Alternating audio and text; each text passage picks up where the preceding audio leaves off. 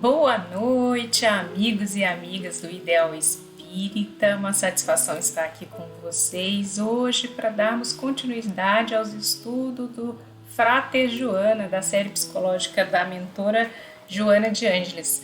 Hoje nós vamos falar especificamente do capítulo 6 do livro Triunfo Pessoal, dos transtornos profundos.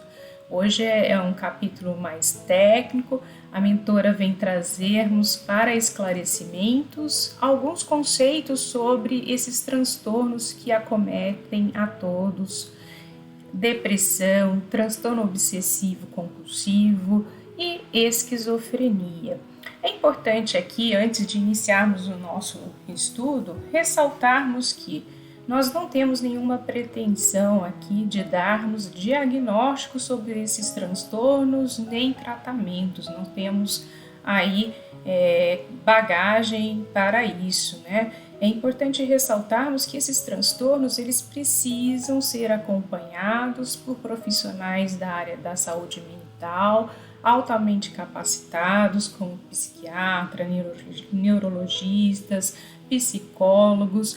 Nós estamos aqui trazendo apenas para estudo e conhecimento, porque a proposta da mentora Joana de Ângeles é que nós façamos a nossa autoanálise, autoavaliação, e para isso nós precisamos nos conhecermos. Como ela refere sempre em suas obras que todo e qualquer problema que acomete o ser humano normalmente está embutido no seu espírito, no seu self, né? No seu eu interior. Então é necessário que nós nos conhecemos, que nós nos avaliamos, para que possamos aí, durante a nossa caminhada, fazermos as transformações que são necessárias para que nós possamos estar num processo de melhoria, de evolução. E essa autoanálise, essa autoavaliação, esse autoconhecimento não é para que destruímos aí toda a nossa bagagem, não, é para que nós possamos nos transformar a partir destes conhecimentos.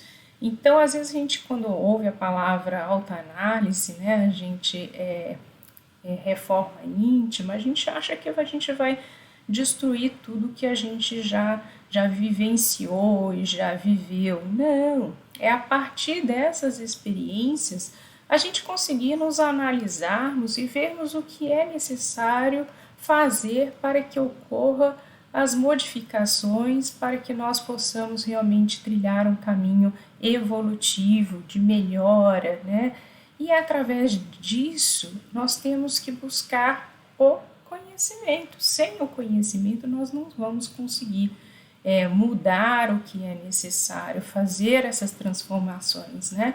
E ela relata que o ser pensante, ele está sempre num processo de transformação, de modificação.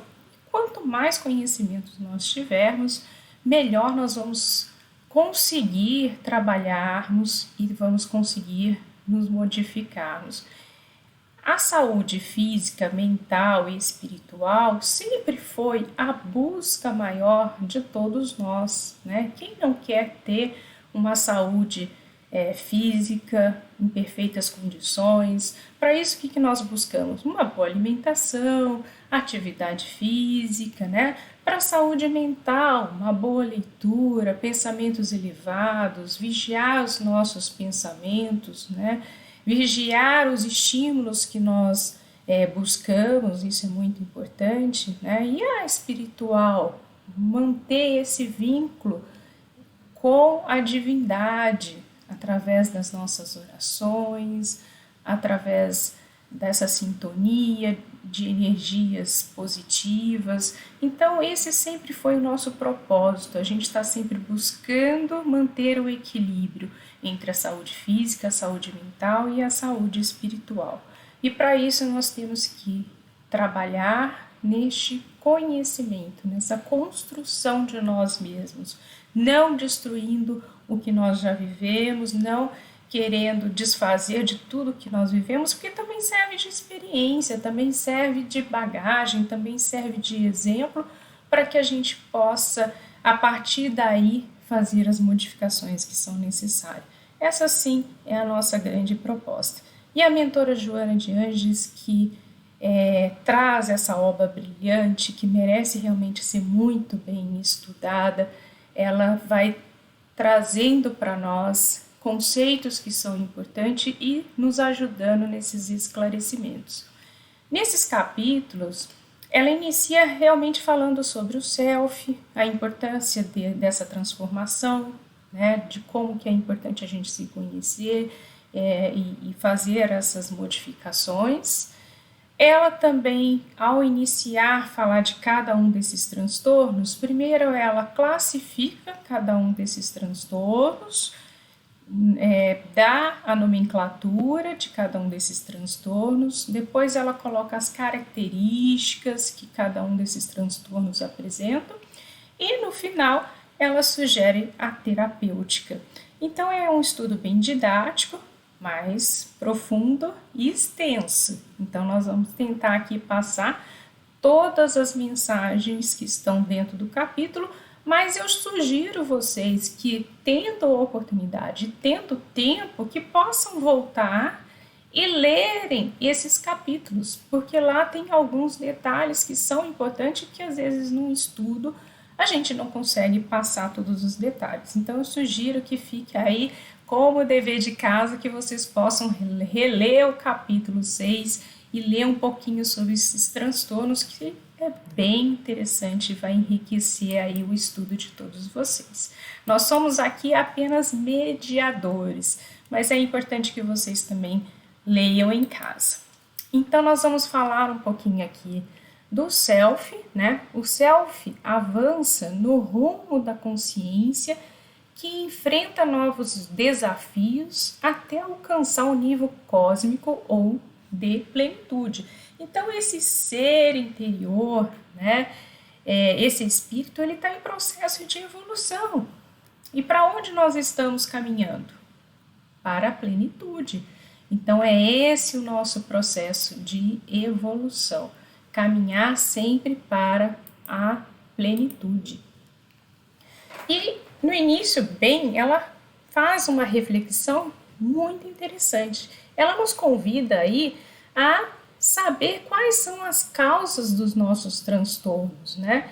E ela relata numa parte que os fatores endógenos, né, o que vem de dentro, e os exógenos, que vem de fora, que preponderam para o surgimento de psicopatologias profundas e de transtornos variados, são decorrência do clima pessoal de cada indivíduo, das suas realizações anteriores, do que viveu, né, do que passou, das suas experiências, das suas ambições, sejam elas dignas ou vulgares, que geram ondas de sintonia com esses implementos responsáveis pelo surgimento dos mecanismos de realização e evolução na pauta do seu desenvolvimento. Então, o que ela está falando aqui? Que tudo que nós passamos, né, que todos os nossos ou sofrimentos ou as nossas alegrias são cavadas por nós mesmos, de todas as nossas experiências que nós tivemos internas, de todas as nossas reencarnações, né, de todos os nossos processos e exógenos, de tudo que a gente vive e vivencia aqui na carne, né, de todas essas experiências. Então, tudo, qualquer transtorno que acomete ao ser humano vem de suas experiências, de sua bagagem. É isso que a mentora traz na reflexão colocada aqui. E olha que interessante, as nossas más inclinações que induzem ao erro, ao crime, à crueldade, são as heranças perversas que não nos abandonam. Então, tudo aquilo que a gente já passou, já vivenciou, né? Estão ali as nossas heranças. E uma coisa que é importante, que ela faz uma comparação aqui muito interessante. qual a débil plantuna fascinada pelo raio de sol. Então, como aquela sementinha que está germinando e brotando, buscando os raios solares, né? Ascendendo na sua direção, enquanto dele se nutre e submete-se ao tropismo. Então ela compara-nos aqui como aquela plantinha que anseia pela luz solar, que anseia pelo brilho, que anseia por crescer, por germinar, por melhorar-se, né? Então nós somos essa plantula que está germinando, fascinada aí pelos raios de sol e que vai se submeter aos seus estímulos, a tudo aquilo que é vivenciada por ela. É isso que nós estamos nesse processo de busca e de evolução. E aqui ela vai adentrar no termo do transtorno de depressão, né? E ela coloca: a depressão é um distúrbio afetivo que acompanha a humanidade ao longo das suas histórias. Pessoas que sofrem com o transtorno de depressão apresentam uma tristeza profunda, perda de interesse generalizado, falta de ânimo, de apetite, ausência de prazer e oscilações de humor, que podem culminar em pensamentos suicidas. E é importante a gente colocar aqui que existe vários motivos para que nós possamos ficar tristes ou com falta de interesse, né? Em vários momentos da nossa vida isso pode nos acontecer e que nós vamos ver aqui para frente. Mas é importante diferenciar o que é uma tristeza do que é uma depressão. E assim, a tristeza, normalmente, nós temos um motivo para, né? Então, ou uma perda de um ente querido, ou um processo de doença, que você está passando por um processo longo, ou um acidente, ou uma perda material, enfim, você tem um motivo gerado para que você tenha aquele comportamento e aquela atitude. Na depressão, não. Você não precisa, ele pode até vir a ser, de início, ter um motivo e daí você não conseguir sair daquele estado e aí gerar depressão. Como também ela pode não ter motivo nenhum. Ela não pode ter motivo nenhum e você não ter vontade de nada, perder o brilho pela vida, perder o brilho pelos seus afazeres, você não ser motivado para nada, não ter prazer por nada. Então, a depressão, independente de ter ou não motivo, você simplesmente perde o interesse, perde a vontade, perde o prazer. Você não se sente motivado para absolutamente nada, nada, nem trabalho, nem realização pessoal, nem familiar, nada te motiva, nada consegue te tirar daquele estado. Então é muito importante a gente diferenciar um estado de tristeza de um estado depressivo. A tristeza é uma coisa, um sentimento normal que possamos ter em vários momentos da nossa vida. A depressão é um transtorno, é uma patologia, então é diferente. Então é importante a gente frisar bem isso, né? O que vem a ser depressão e o que vem a ser tristeza. Então eu classifiquei aqui resumidamente para vocês.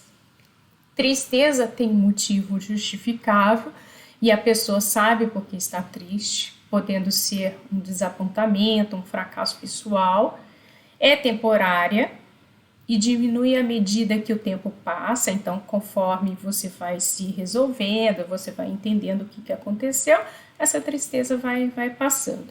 Há sintomas de vontade de chorar, né, de impotência, às vezes angústia, isso pode acontecer num determinado tempo, por um determinado tempo, mas esse tempo não pode ser longo, ele tem que durar pouco, né? Na depressão, não tem uma causa que justifique esses sintomas. A pessoa não sabe o motivo, por que ela está triste. Às vezes ela não tem motivo nenhum. É persistente e dura muitos dias, muitas semanas. E se ela persiste há mais de 14 dias, é depressão. Além dos sintomas de tristeza, há perda de interesse por atividades que antes te motivavam, que você era agradável para você e que agora já não tem mais motivação, que mais não te dá mais prazer. Então, isso é importante a gente frisar, essa diferença de tristeza e depressão. E aí, a mentora Joana de Ângeles, ela vai colocar que a raiz psicológica do transtorno depressivo ou de comportamento afetivo encontra-se uma insatisfação do ser em relação a ele mesmo, a si mesmo, que não foi solucionada. A inevitável transferência de dramas e tragédias de uma para outra existência carnal, incumbidos que se encontram nos refolhos do eu profundo, no self, né?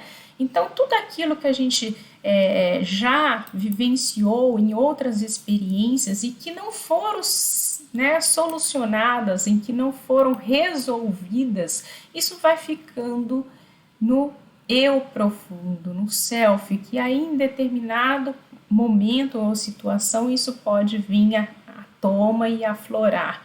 E aí a gente não entender e não saber o porquê disso, né?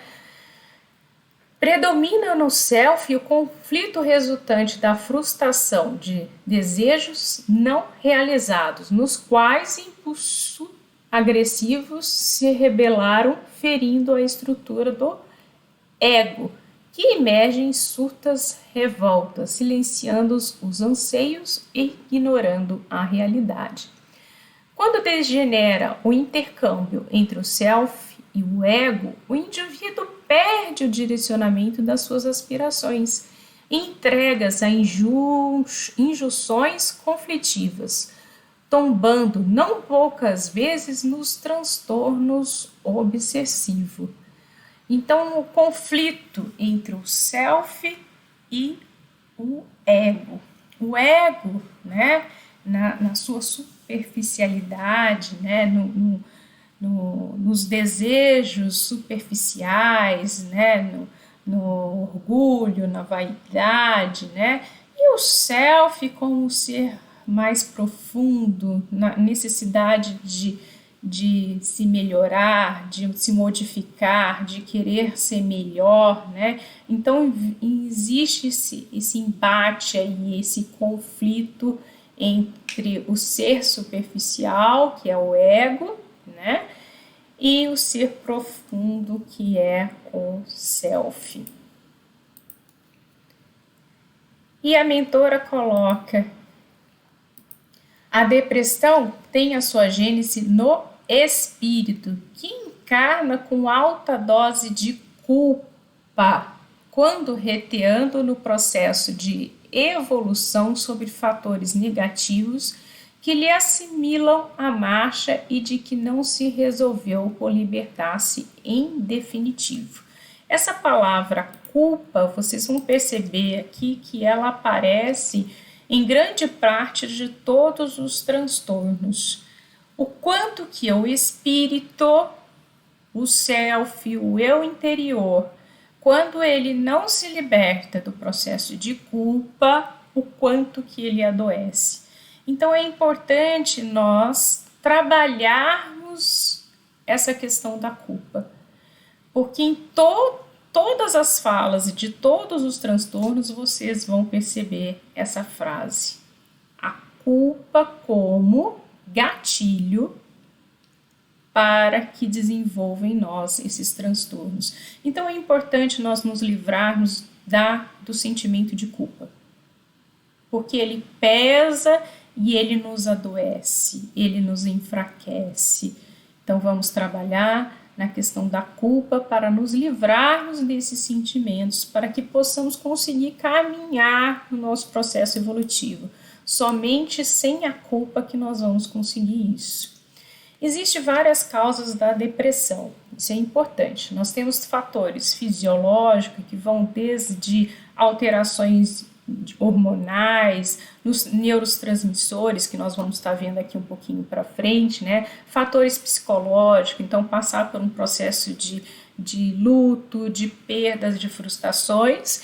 Fatores espirituais ligados às nossas reencarnações passadas, né? Que podem também, de alguma forma, aí, trazer à tona esses sentimentos, né?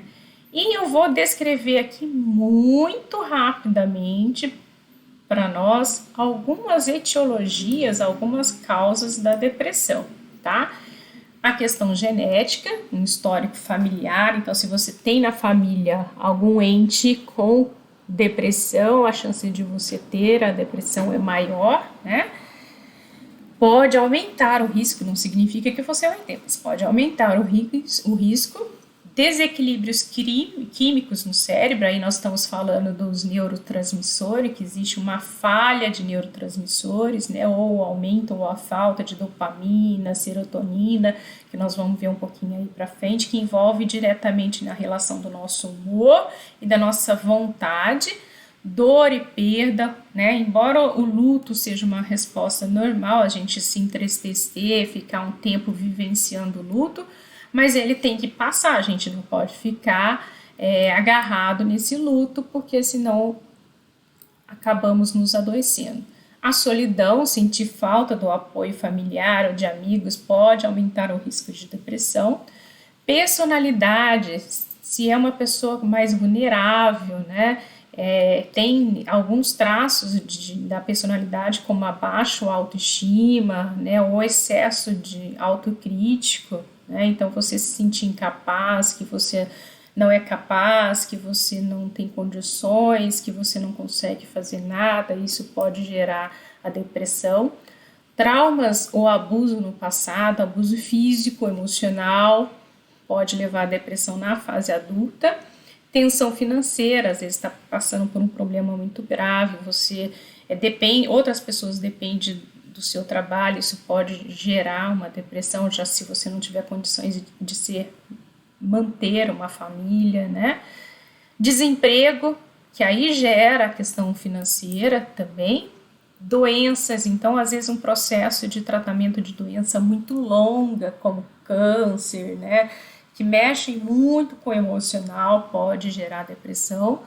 Problemas conjugais ou relacionamento, você não aceitar um rompimento de uma relação, passar por um divórcio, isso pode descompensar o seu emocional. Depressão pós-parto, que ocorre com muita frequência em algumas mulheres, ficam mais vulneráveis, né, principalmente pelas mudanças hormonais e físicas que acontecem com o corpo da gestante, né? Então isso pode gerar, é por isso que a mulher ela tem que ser acompanhada após o parto. Alguns medicamentos, ele tem efeitos secundários que podem causar depressão, má alimentação, às vezes falta de vitamina D, e abuso de algumas substâncias, né, que podem também gerar, e principalmente a baixa hormonal ou desequilíbrio hormonal da glândula da tireoide, né? Da tireoide também é importante a gente estar sempre acompanhando a saúde, aí fazendo exames. Estão listados aqui alguns, né, das possíveis etiologias que podem gerar a depressão. E aí a gente vai falar um pouco aqui dos neurotransmissores, que são substâncias que têm maior importância no desenvolvimento da depressão. São aquelas sintetizadas nos neurônios do sistema límbico na região frontal e do encéfalo.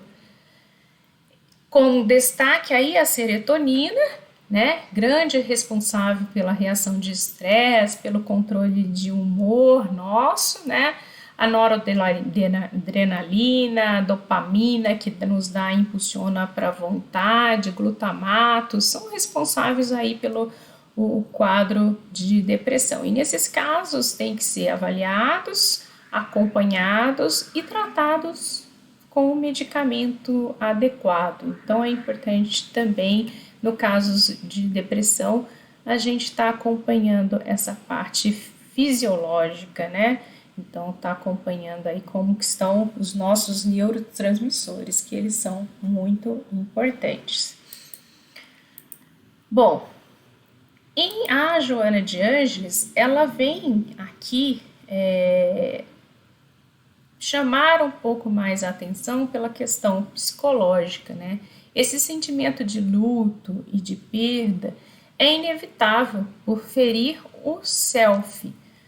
A ocorrência da morte, por exemplo, né, sempre considerada inusitada ou detestada, arrebatando a presença física do ente querido de uma pessoa, né, e normalmente vem acompanhado, em alguns casos, né, se a gente não teve a oportunidade de nos despedirmos das pessoas que se foram, ou se nós estarmos aí de alguma forma brigado com essas pessoas e não tivemos a oportunidade de fazermos as pazes com essas pessoas. Então essa sensação de luto, ela vai pesar mais, porque você vai estar no sentimento de culpa, aí eu falando da culpa novamente. Então é por isso que é importante trabalharmos essas questões, né?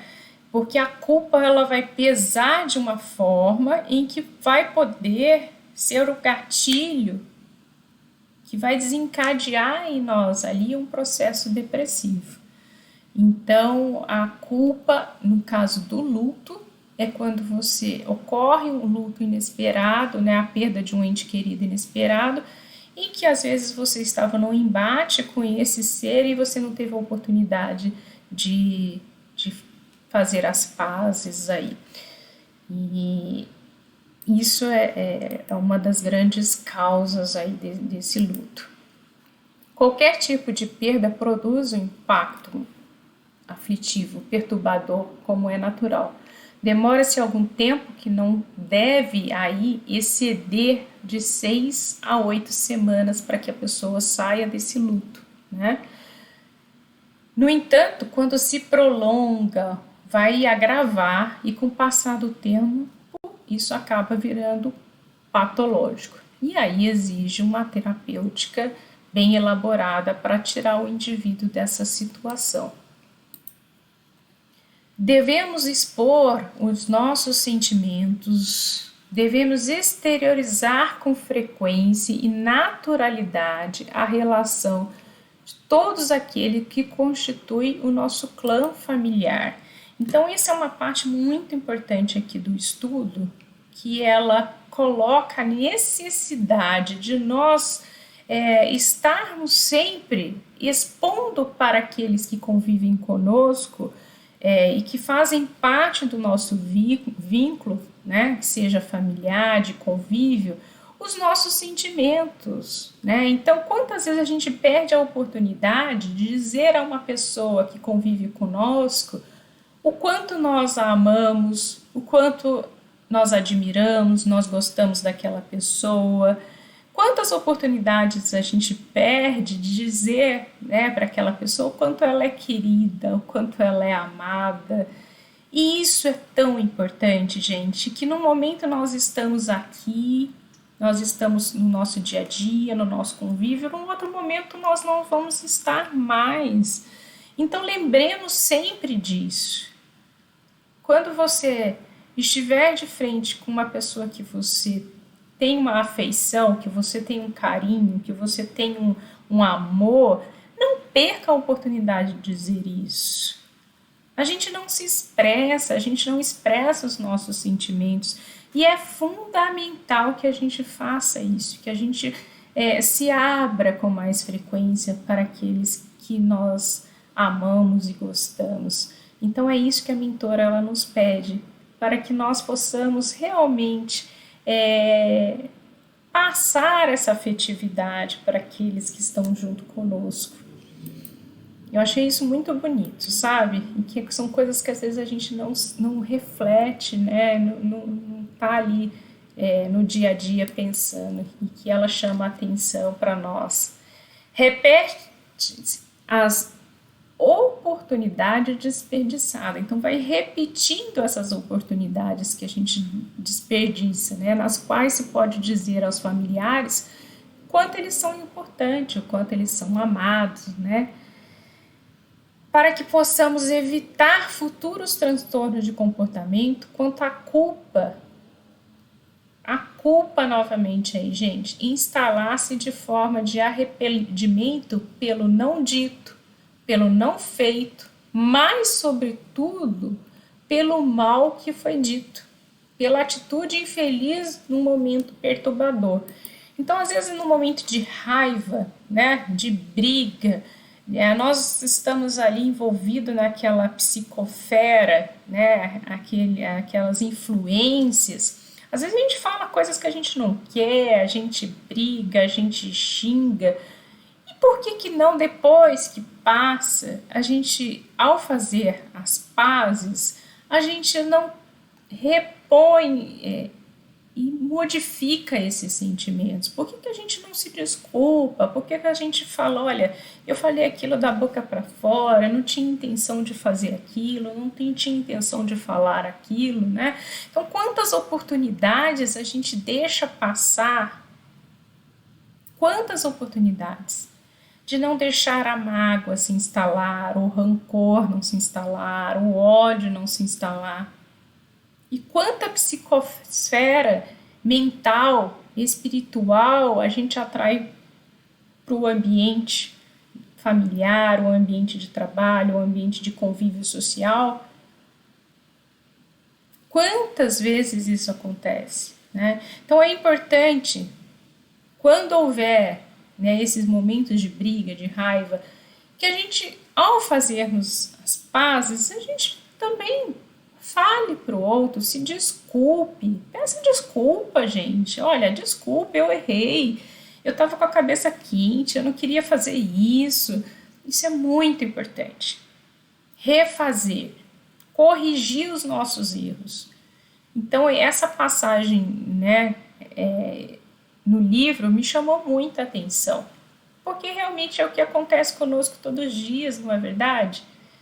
Então, não vamos nos esquecer de nos perdoarmos, de nos livrarmos dos sentimentos de culpa e de pedir perdão e de fazer as pazes. Tá bom? Vamos tentar trabalhar isso para a gente conseguir estar melhorando. E a profilaxia, né, que Joana convida. Uma catarse bem orientada eliminará da consciência a culpa e abrirá espaços para a instalação do otimismo, da autoestima, graças às quais os valores reais do ser emergem, convidando a valorização de si mesmo, na conquista de novos desafios que a saúde emocional lhe irá facultar, anulando para individualização, para a conquista do luminoso, conquista de nós mesmos, né? A conquista da nossa individualização, livrarmos dessa consciência de culpa, trabalhar com autoestima, principalmente, né, com otimismo, com alegria. Isso é a profilaxia, proposta por Joana de Ângeles. O hábito saudável da boa leitura, da oração, da sintonia com o psiquismo divino, dos atos de beneficência e de amor, do relacionamento fraternal e da conversação edificante constitui psicoterapia profilática que deverá fazer parte da agenda diária de todas as pessoas. Então, ela traz aí para nós essa profilaxia, boa leitura, oração, viver numa sintonia de harmonia, de paz, de equilíbrio, buscar o psiquismo divino, né? Isso tudo vai servir como profilaxia, como melhora para nós. Bom, agora nós vamos entrar no transtorno obsessivo compulsivo, no toque. Aí eu coloquei aí, vocês estão vendo a imagem de um filme que chama Toque Toque, né, que fala sobre todos esses transtornos obsessivo-compulsivo. É um filme interessante, não é filme espírita, né, mas ele retrata bem o transtorno obsessivo e que vale a pena assistir, né. O transtorno obsessivo-compulsivo é um transtorno comum, crônico e duradouro. É caracterizado pela presença de obsessões e compulsões. Obsessões são pensamentos, impulsos ou imagens recorrentes e persistentes que são vivenciados como instrutivos e indesejados. Aqueles pensamentos que não saem da nossa mente e que ficam ali constantemente, né? Compulsões são comportamentos repetitivos, aqueles atos mentais e atos de repetir várias vezes um determinado comportamento, né? E o indivíduo ele se sente compelido a executar uma resposta e uma obsessão ou de acordo com as regras que deve ser aplicada rigidamente. E aí nós temos as obsessões, que são esses pensamentos repetidos, impulsos e imagens mentais que causam ansiedade, né? E os sintomas mais comuns que isso vai gerar são medo de germes e de contaminação, por isso a pessoa não para de ficar lavando as mãos, constantemente ela vai lavar a mão. Lá no filme tem essa personagem aqui central, que é a Branca, né? Ela fica o tempo inteiro lavando as mãos. E o filme ele tem um tom assim de comédia, e é interessante que ela vai na recepção do médico e tudo que ela toca, ela pede para ir ao banheiro para lavar a mão. Aí ela chega, aí toca mais alguma coisa, volta para o banheiro para lavar a mão. Então ela vai repetindo, né, constantemente esses impulsos. Preocupar-se excessivamente com limpeza, revisar diversas vezes porta, janela, gás, ferro de passar, roupas antes de sair de casa, dormir. Então a pessoa fecha a porta várias vezes, ela faz aquele ritual, ela repete aquele ritual muitas vezes, né? Pensamentos proibidos ou indesejados, envolvendo principalmente sexo, religião e danos, pensamentos agressivos em relação a si próprio e aos outros, né? E ter coisas simétricas, em ordem perfeita. Lá no filme também tem um personagem que ele não pisa em linhas. Então ele tem que andar toda hora procurando locais para ele estar pisando, né? A compulsão são comportamentos repetidos, né? Que uma pessoa que tem o transtorno, né, que tem o toque, sente o desejo de fazer constantemente, né? Limpeza, lavar a mão toda hora, né? Repetidamente verificar as coisas, né? Então são as compulsões. Então vale a pena ir assistir o filme para vocês entenderem. E um relato na história, né, que nós temos de toque, a gente lembra aí da passagem, né, de Pilatos. Após deixar assassinar Jesus, ele desenvolve o transtorno. Ele passa a lavar as mãos repetidamente por achar que suas mãos estavam constantemente sujas de sangue. Na literatura de Shakespeare também, né, na Lady Macbeth, após assassinar o rei, ajudada pelo marido, passou a sofrer o mesmo conflito de lavar as mãos constantemente porque se achavam sujas de sangue. A mesma compulsão aí que Pilatos, né? O mesmo toque aí de Pilatos.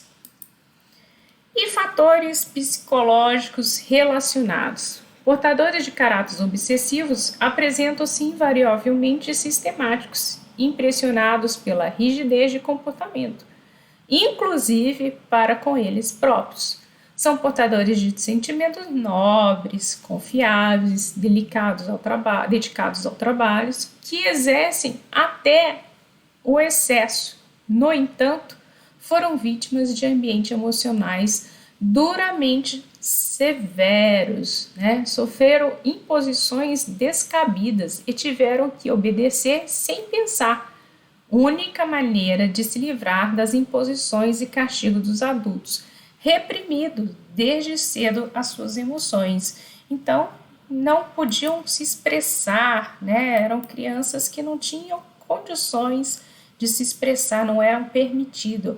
Viviam aí, na verdade, uma castração, né? Então não se podia se expressar sentimentos, maneiras de ser, né? Tinha que obedecer os adultos e sem mostrar nenhum tipo de sentimento. E Joana coloca para nós os fatores espirituais envolvidos no toque. São observados nesses casos de obsessões vinculadas por espíritos que foram vitimados e não conseguiram superar os traumas e os ressentimentos que se transferiram do ego para o self.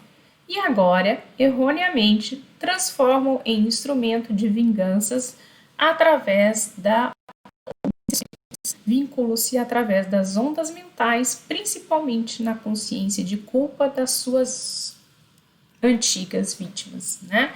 Principalmente na consciência de culpa. Olha a culpa aí novamente.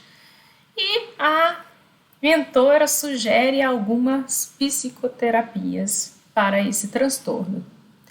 A psicoterapia cognitiva comportamental, bem conduzida por um profissional capacitado, terapêutica bioenergéticas, campos vibratórios, barbitúrios ou remédios, fármacos sobre cuidadosa orientação psiquiátrica do médico psiquiatra, mudança de atitudes perante a vida e associar as terapêuticas tais como psicológica, espiritual, tratamento espiritual e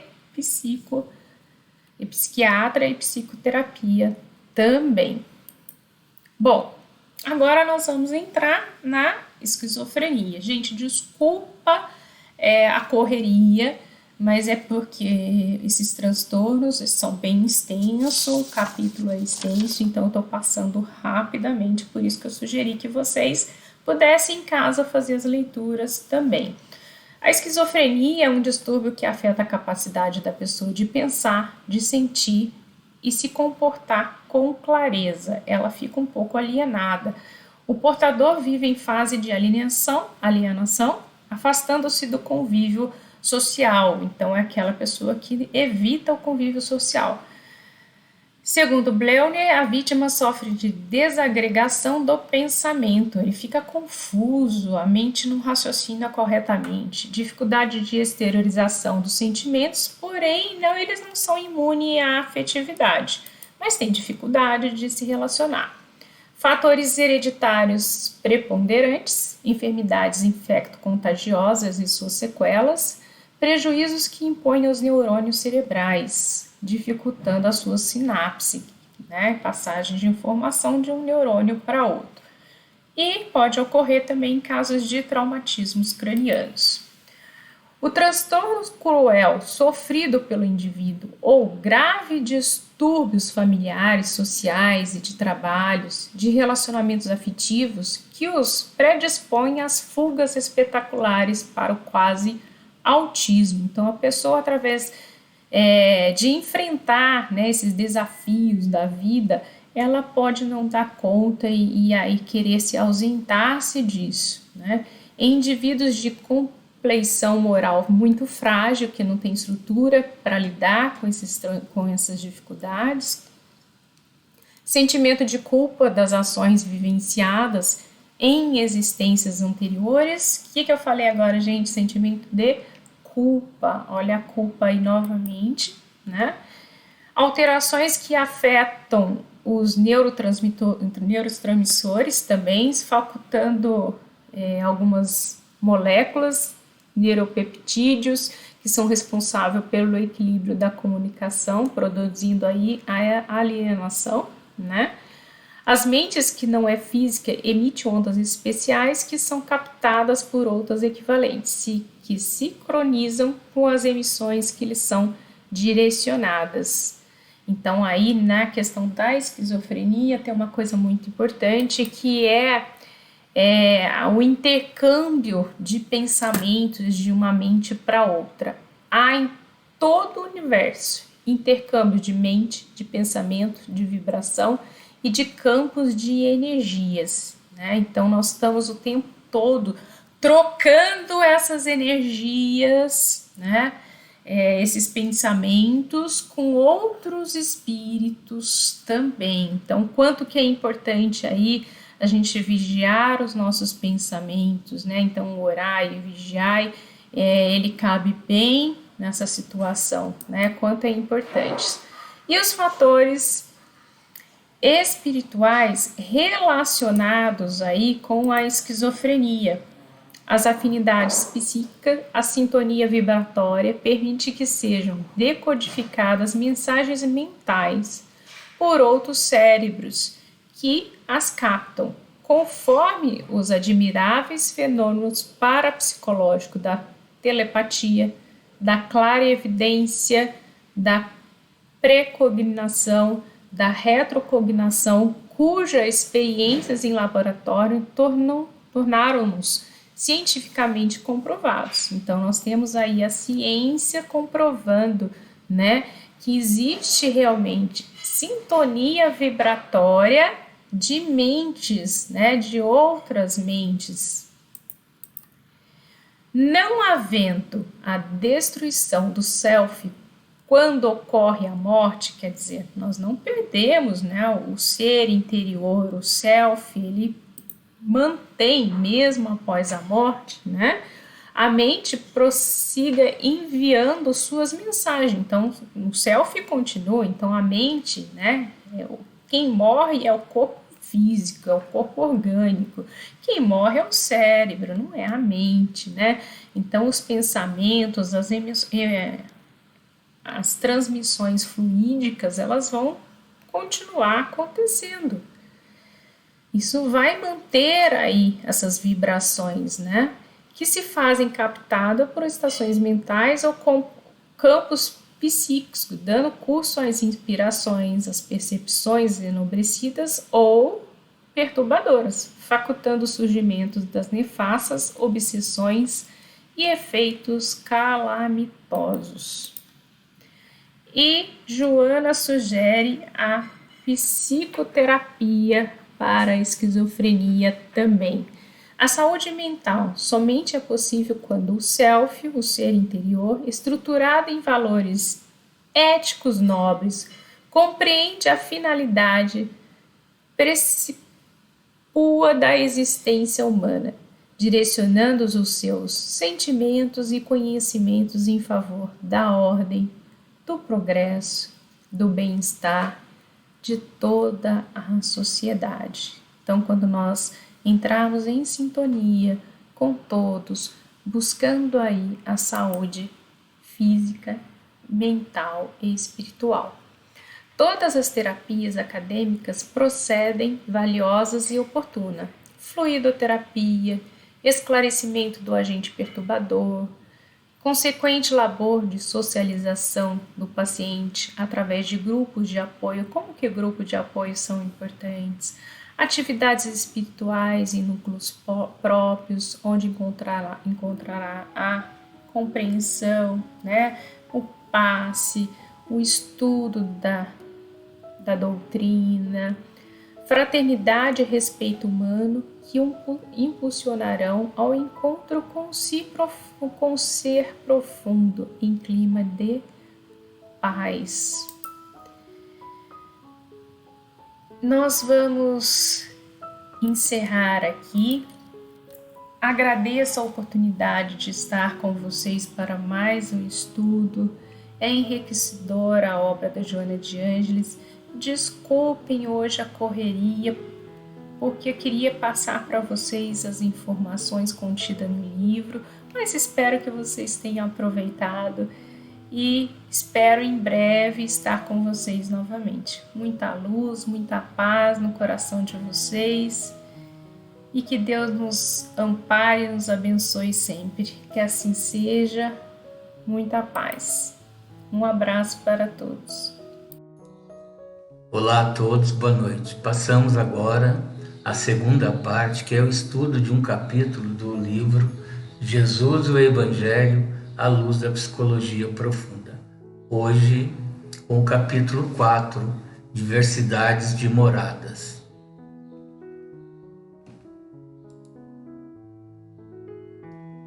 Que acompanha o capítulo 3 do Evangelho segundo o Espiritismo, no item 3.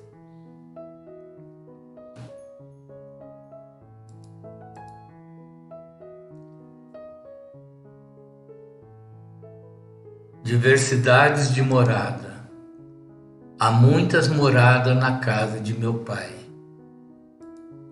Isso está em João, capítulo 14, versículo de 1 a 3.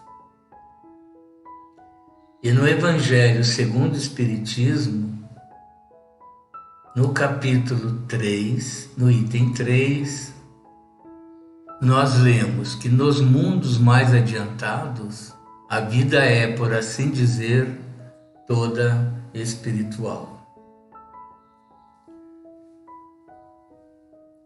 Para compreendermos melhor este conceito, que há muitas moradas, na casa de meu Pai, Joana nos leva a uma jornada desde a Idade Média, onde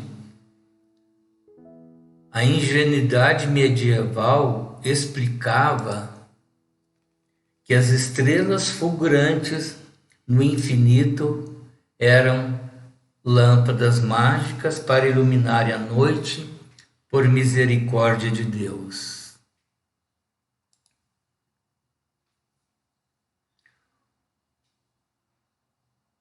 O conceito geocêntrico do universo expressava o limite imposto pelo grau de desenvolvimento cultural e intelectual dos seres ainda presos aos interesses da sobrevivência em ambiente físico, social, político e religioso hostil e castrador das expressões de liberdade, de conhecimento e de felicidade que sempre se encontram íncitos nos seres humanos. E ela assim nos dá esse cenário na Idade Média, onde os dogmas perversos, naquela cultura ainda primitiva, na qual predominava a força do poder temporal, mesclado com o religioso, disfarçado nas sombras coletivas dos dominadores, impediam a compreensão do ensinamento de Jesus, que procedia de outras esferas, portanto, de uma feliz morada que a mente humana, de então, não dispunha de meios para entender.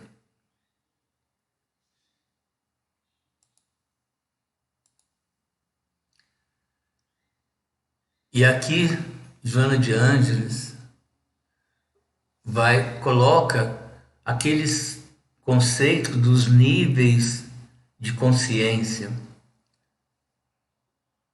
Se vocês estão lembrados, consta no nosso estudo e no estudo da Joana de Ângeles dos níveis de consciência, né?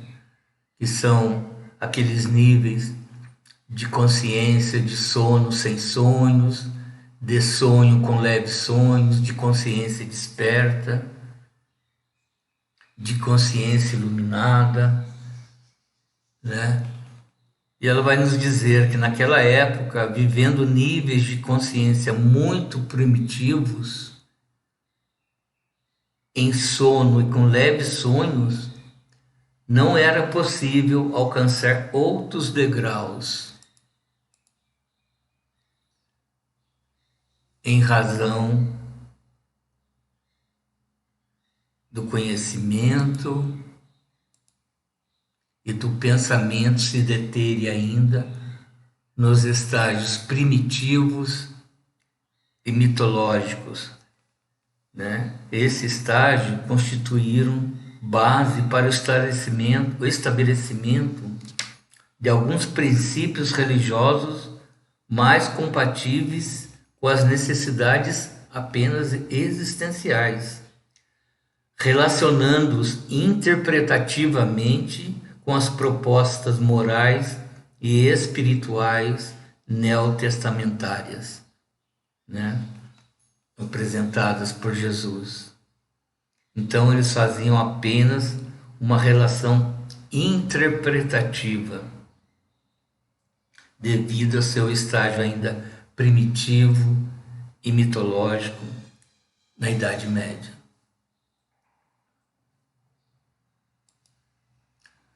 A Terra, então, considerada como centro do universo,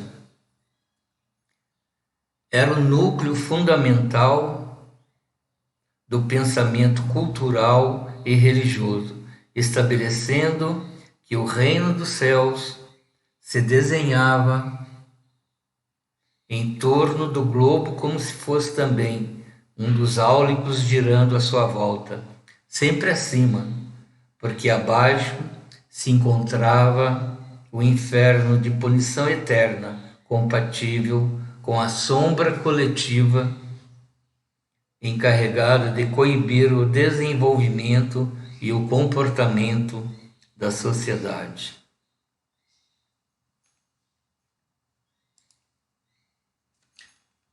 E eu coloquei aqui que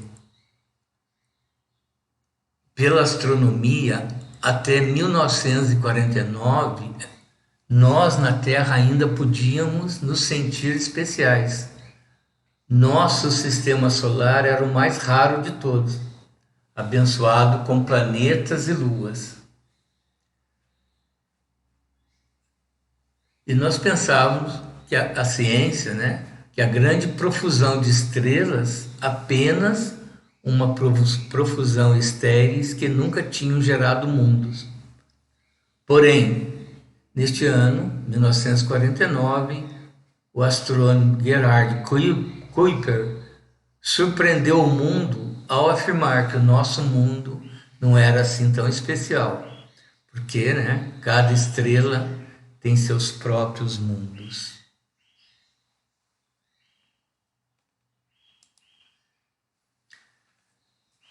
E eu trouxe também esta tela, esta pintura, esta tela de Van Gogh, chamada A Noite Estrelada. Esta obra, Van Gogh pintou em 1889. Ela retrata a vista da janela de um quarto de hospício de Saint-Rémy de Provence, onde Van Gogh passou um período, né? E essa aldeia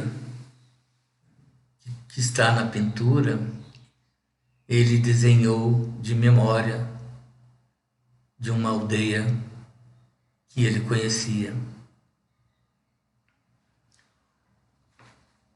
O historiador de arte Meir Shapiro, ele destaca os aspectos expressionistas desta pintura, deste quadro de A Noite Estrelada, alegando que a obra teria sido criada sob a pressão dos sentimentos, sendo então uma pintura visionária, inspirada por um estado de espírito religioso. Scapiro teoriza que o conteúdo oculto do trabalho pode fazer referência aos livros das revelações do Novo Testamento.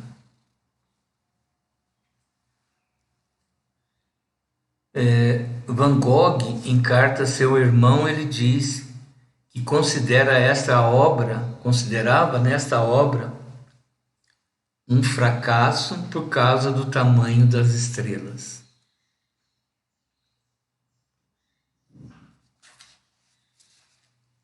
Bom, eu coloquei aqui este quadro para ilustrar o nosso estudo.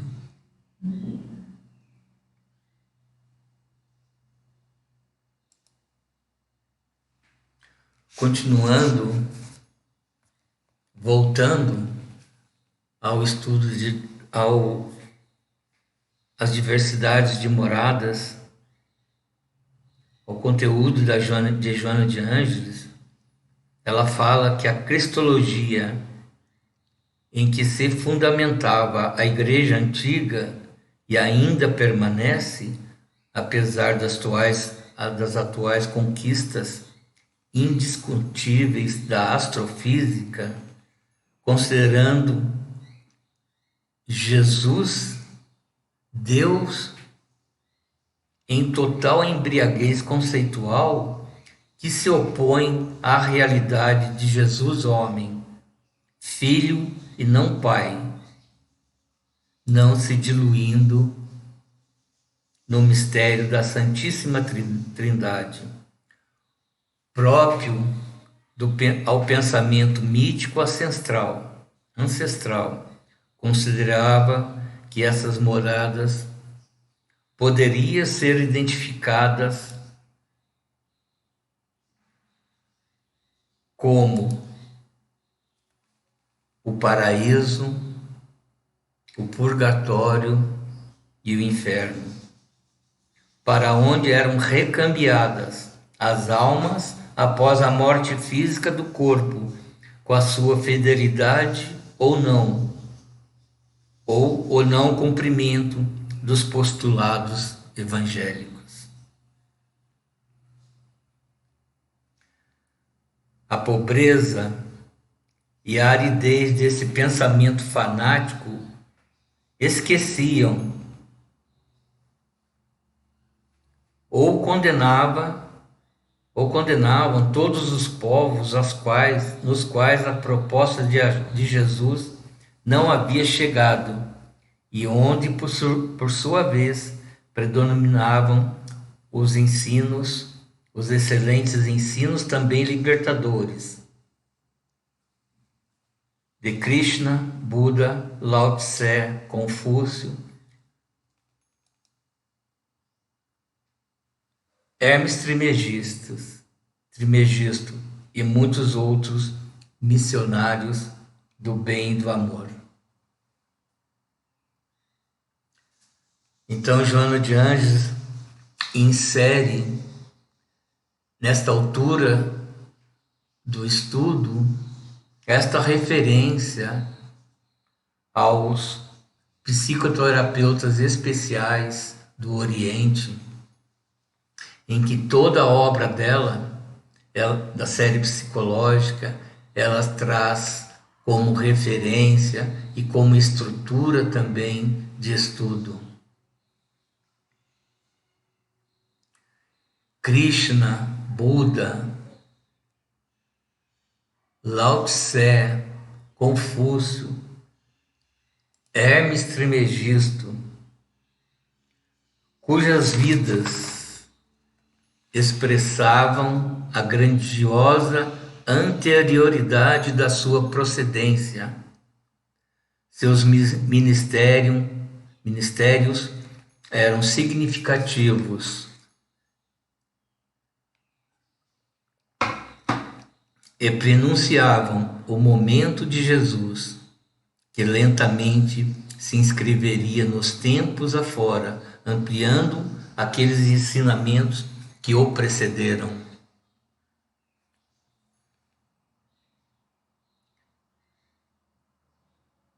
Então ela nos diz que esses missionários do bem antecederam Jesus, o precederam nos ensinamentos,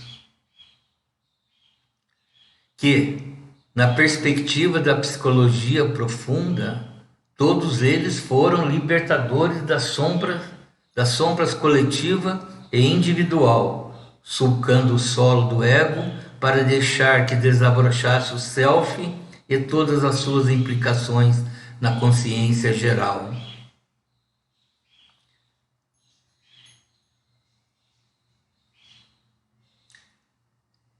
E ela nos diz, afirma, que eram também psicoterapeutas especiais, que preconizavam o amor e a sabedoria como métodos essenciais para a plenitude, embora sob diferentes colocações, que sem dúvida levam à mesma unidade do pensamento condutor da divindade. Eles, intuídos pela percepção extrasensorial e alcançando o estágio luminoso, contribuíram decisivamente para o adiantamento espiritual de milhões de vidas que se encontravam na ignorância da realidade e alteraram o comportamento geral, deixando marcas especiais de entendimento das divinas leis e da regência do cosmos. E ela nos acrescenta que eles, na meditação e na educação dos instintos, conseguiram desprender-se parcialmente dos elos retentivos da matéria, mesmo enquanto a habitavam, trazendo das esferas vivas por onde transitavam as mais belas lições de harmonia e de felicidade, que constituíam motivo e atração para o retorno após a execução dos compromissos vivenciados no mundo. E Joana nos diz que Jesus o sabia e denominou-os como ovelhas que não pertencem a este rebanho, referindo-se aos presunçosos contemporâneos que se atribuíam a paternidade divina com desdém pelos demais povos, que certamente teriam outra ascendência, o que constitui um absurdo, partindo-se do pressuposto de que Deus é Pai e Criador de tudo e de todos.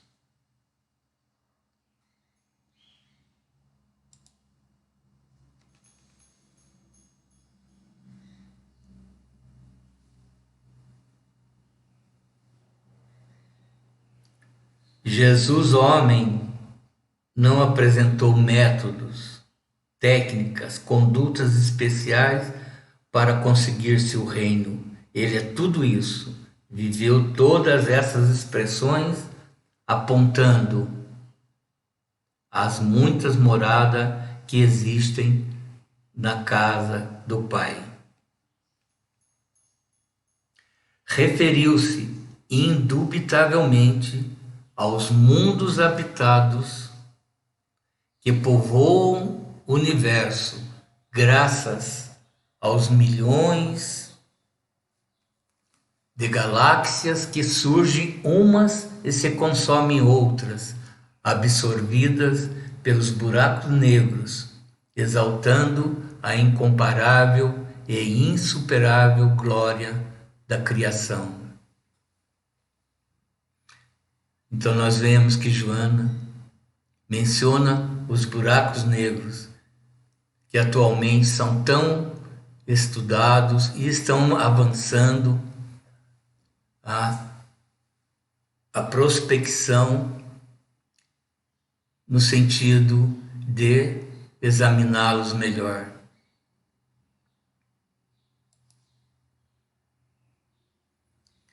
E aqui eu trouxe algumas imagens do telescópio Hubble das diversas galáxias.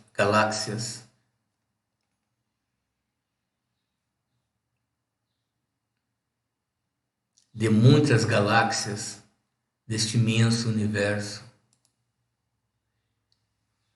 E esta foto central é a única foto conseguida recentemente de um buraco negro pela NASA.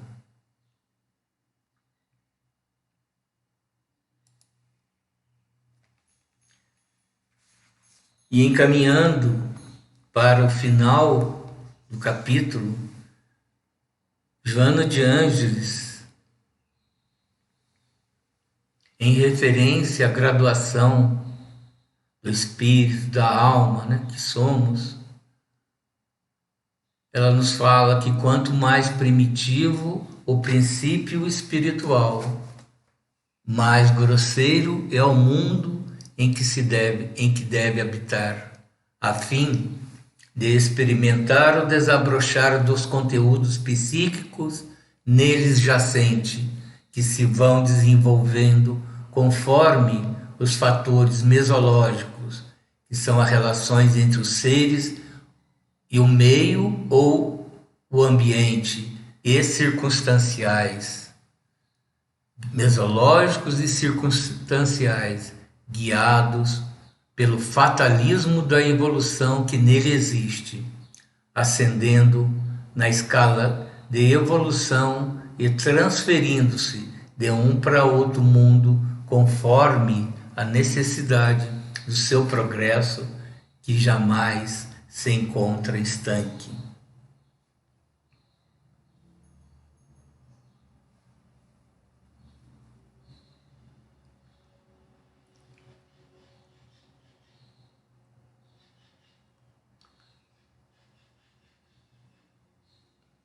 Essa então a reflexão da graduação, do princípio espiritual.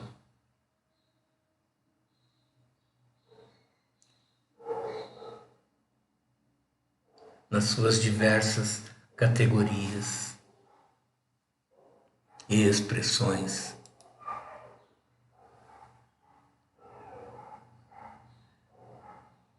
Ela nos fala que, examinando-se o planeta terrestre, onde se debatem as forças do bem e do mal, constatamos ser ele uma escola de provas e de depurações, cujas lições de aprimoramento ocorrem mediante o império do sofrimento, mas que podem converter-se ao impositivo do amor em conquistas permanentes, felicitadoras.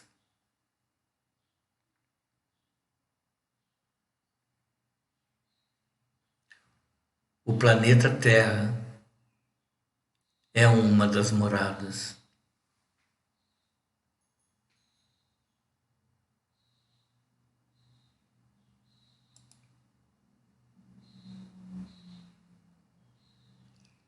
E ela, na continuação, nos fala que na razão direta em que o self predomina sobre o ego e as lições de Jesus são essenciais a esta mudança, a essa superação de paixões. Menos materializado se torna o espírito, que aprende a aspirar a mais altas especulações e conquistas, ambicionando o infinito.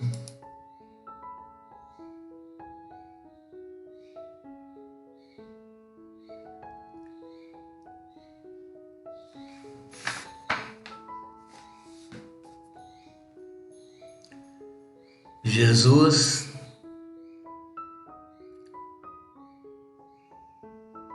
procedente de outra morada ditosa e superior à terrestre, denominada Reino dos Céus, Jesus homem, exemplo de amor e de abnegação, sem subterfúgios e com decisão, veio convidar suas criaturas a segui-lo, pois que somente assim alcançariam Deus pelo conhecimento e pelo sentimento, integrando-se no psiquismo superior que dele dimana.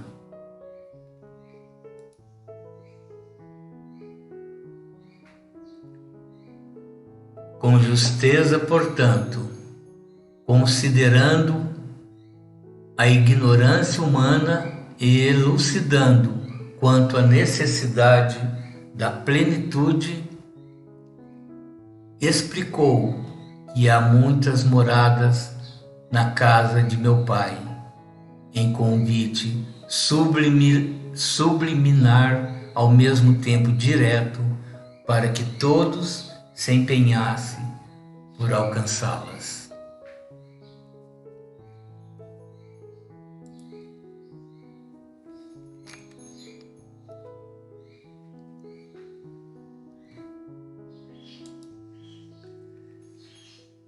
E com este convite, Joana de Ângeles encerra a reflexão sobre há muitas moradas na casa de meu Pai.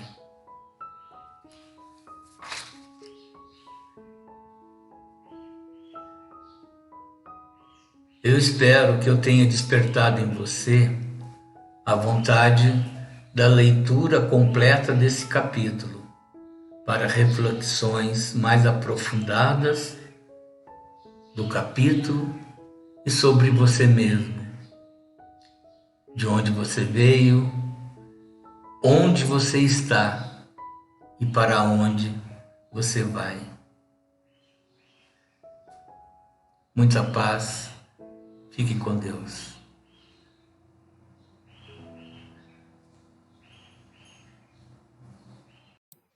Queridos colegas, ótima noite. Dando sequência aos estudos, vamos para a terceira parte, que é a prática da meditação. Vamos recordar que Joana de Ângeles, quando nos traz essa série psicológica, vem nos ajudar a fazer o entendimento das mensagens contidas nos evangelhos de Jesus. E Jesus veio nos ensinar a amar. Ele, como grande mensageiro de Deus, através da sua obra, exemplificou, vivenciou o grande amor que Deus tem sobre todas as criaturas e sobre todo o universo.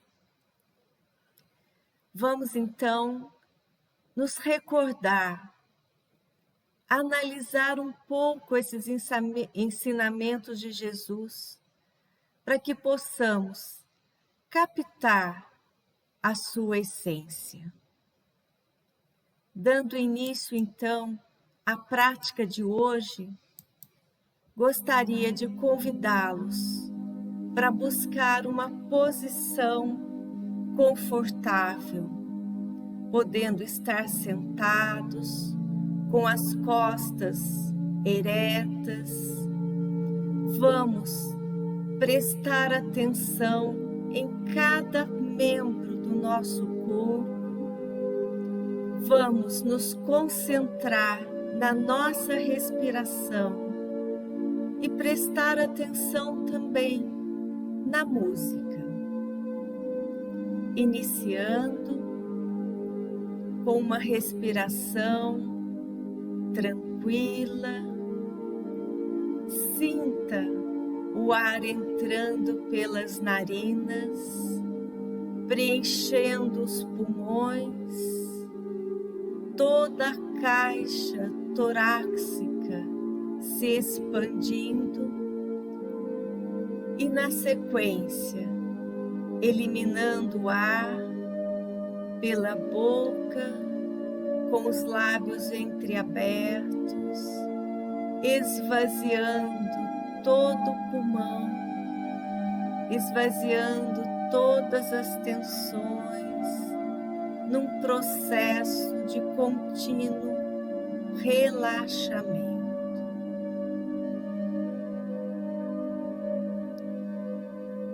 Iniciando então, inspire, segure um pouco e expire, soltando o ar lentamente,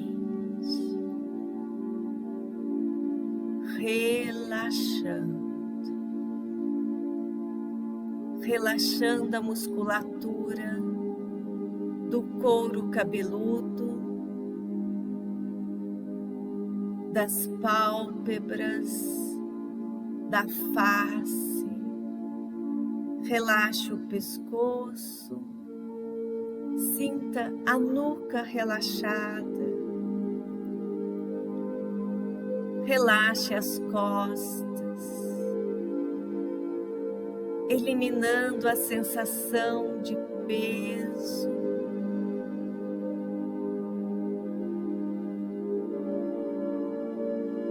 Relaxe os ombros,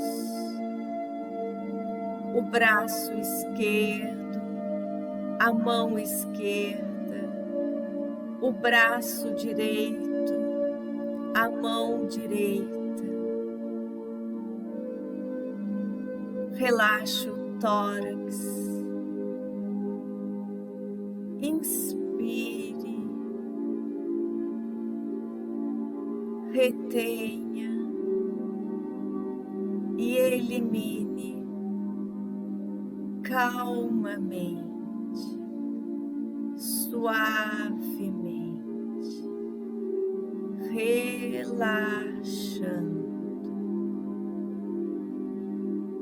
relaxando o abdômen, o baixo ventre, relaxando as coxas, os joelhos, a parte inferior das pernas. Sinta a planta dos pés, a parte inferior dos pés. Solte toda a musculatura. Relaxe os dedos dos pés.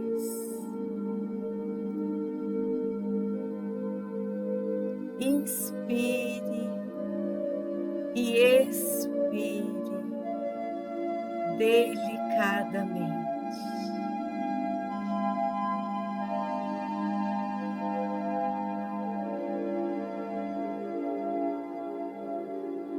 Afrouxe todos os músculos, elimine todas as tensões.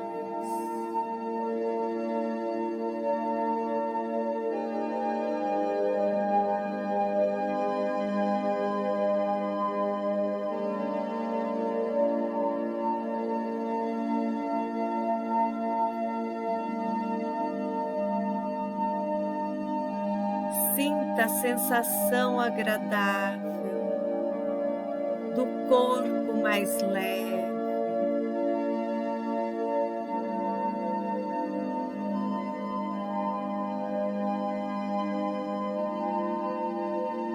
Vamos agora buscar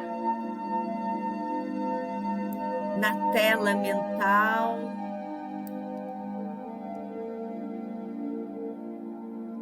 uma imagem de um local mais elevado. Pode ser uma pequena elevação, pode ser o topo de uma montanha. E mentalmente, vá para este local. Sinta a temperatura agradável, o ar mais rarefeito penetrando os seus pulmões.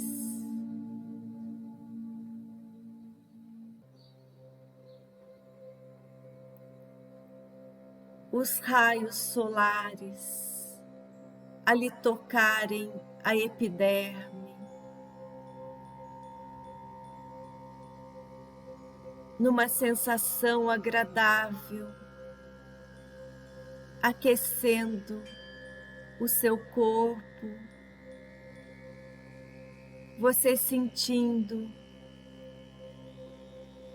as células receberem uma nova energia. Este sol que traz a vida ao planeta, que traz energia revigorante. Você pode senti-lo como uma expressão maior do amor de Deus por toda a sua criação.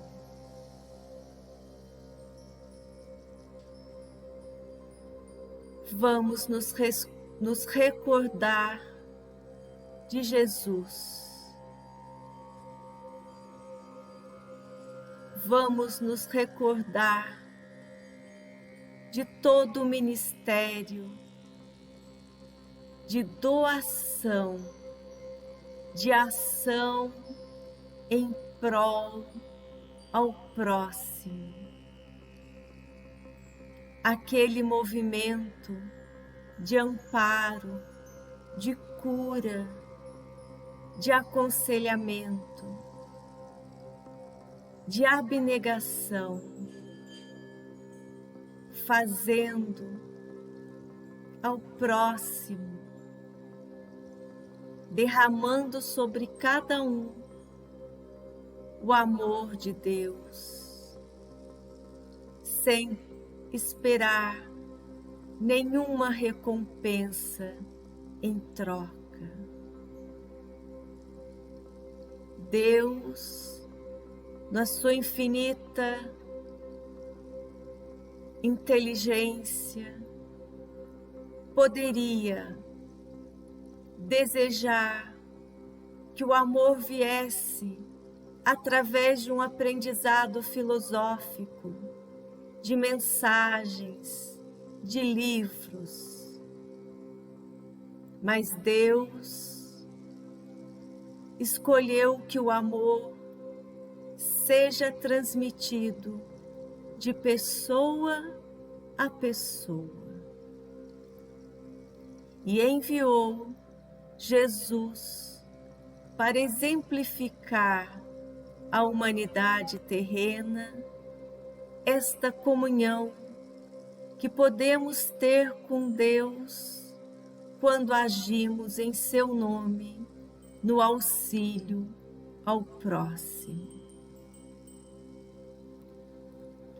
Quando oramos, trazemos a renovação das energias pela conexão das forças renovadoras que podemos acessar quando elevamos nosso pensamento a esse nível de vibração. Mas é praticando uma ação no exercício do bem é que Deus se conecta a cada criatura e age através dela. E é neste momento que sentimos o seu amor a invadir nossos corações.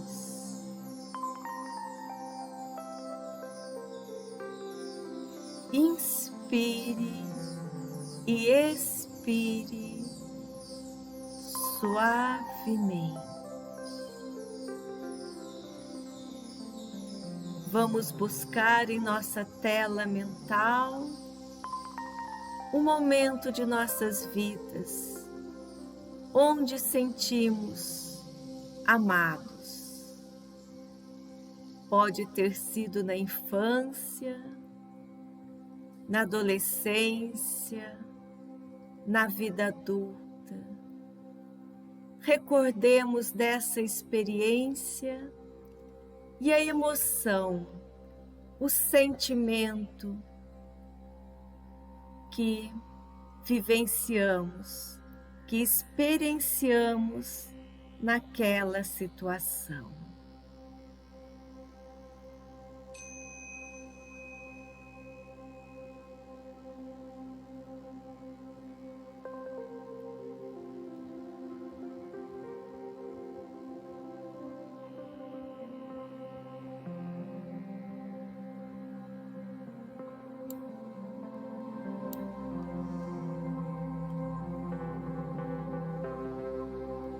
Inspire e expire suavemente. Vamos buscar em nossa memória um momento, uma situação em que desejamos ser úteis a alguém, aonde pudemos vivenciar a experiência do acolhimento, do amparo, da atividade de aconselhamento, da atividade de prover recursos materiais, de prover uma palavra de estímulo, de bom ânimo, ou simplesmente um sorriso. Um momento que sentimos o nosso coração se abrir e desejar o bem a alguém. Busque essa lembrança, essa sensação, essa emoção, esse sentimento vivenciado.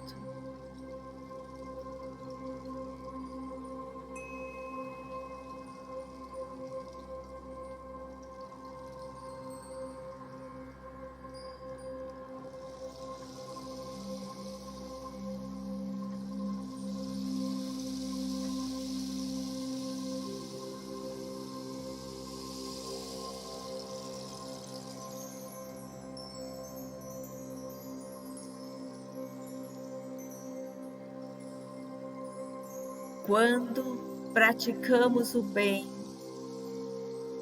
sentimos o nosso coração inundado de alegria.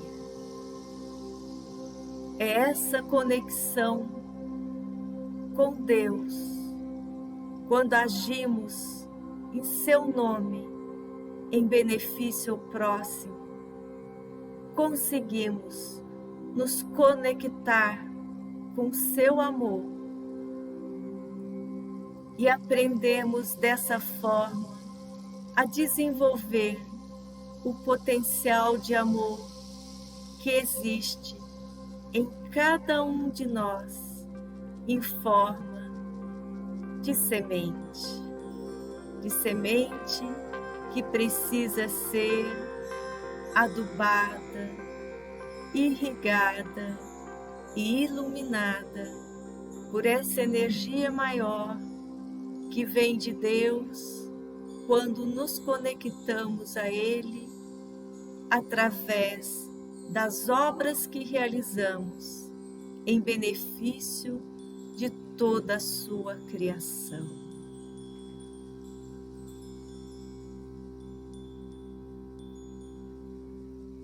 Temos um grande postulado que diz que a fé sem ação é uma fé morta.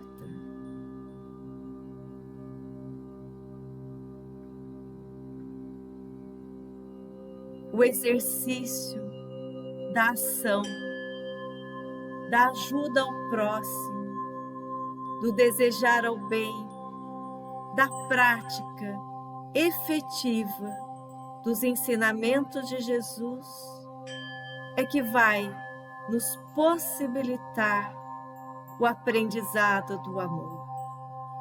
Amor é ação, ação no bem,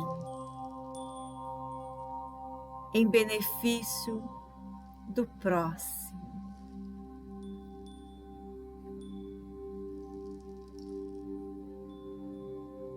Inspire e expire suavemente, delicadamente.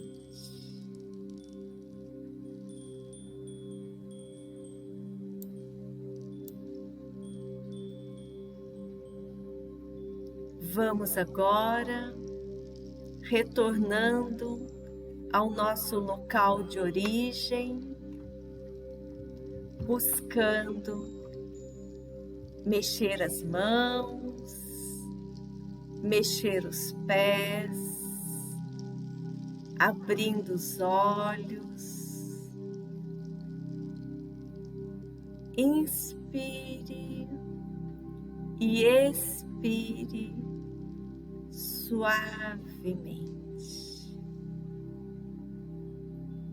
Agradecemos pela oportunidade de estarmos aqui reunidos com as bênçãos de Jesus, no aprendizado do amor de nosso Pai.